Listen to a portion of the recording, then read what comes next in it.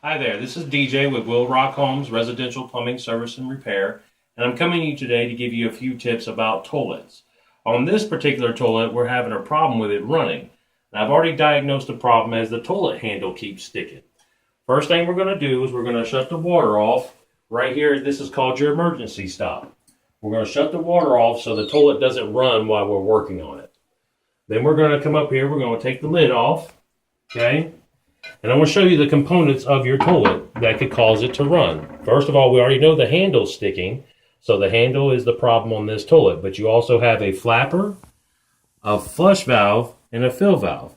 Now the flapper seals the water, so you want to make sure that there's the chain is not too long and it doesn't get caught up underneath the flapper, which is fine on this one. You also want to make sure that the flapper is nice and flat. And it's real easy to take off. There's these little ears right here. We're going to let that flush.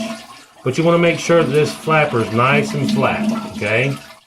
That it's not beveled at all. This one looks fine. It's a little bit older. Probably last a few more years, so we don't need to change that at this point. And we're just going to stick it back on with these little ears. Just stick it back on just like so. Real easy, okay? Now, what I'm going to do is I'm going to turn the water back on, and what we want to make sure is that this flush valve, that the water level is not above this. We want to keep it about an inch below the top of this flush valve. Okay?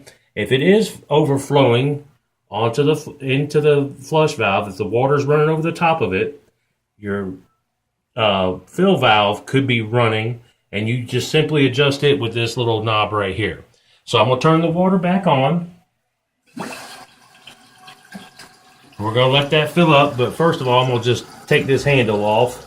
It's really simple to take the handle off. See this nut right here? It's reverse thread, so I'm going to turn it to the right.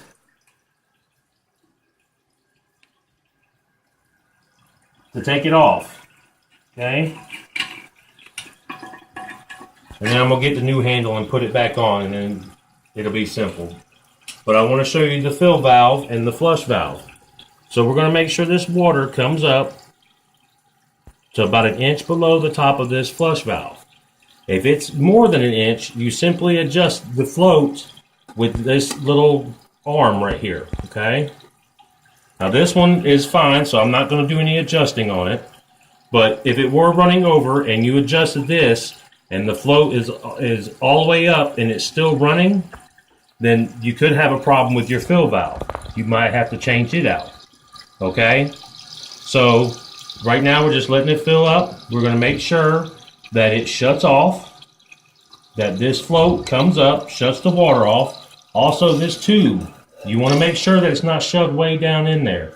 You want to make sure it's just barely inside the top of that flush valve. Okay, now it looks like we're about an inch below, so we're good there. Okay, so those are just a few tips on what could be causing your toilet to run. Now I'm going to go ahead and replace the handle, but if you have any questions about toilets, faucet repair, water heaters, busted pipes, clogged drains, anything like that, feel free to contact me at willrockhomes.com, or you can go to my Facebook fan page, Will Rock Homes Residential Plumbing Service and Repair, and I'll be glad to get back to you. If you would, leave me a comment. Let me know if you learned something from this, and I'll be happy to share more things with you in the future. Thank you.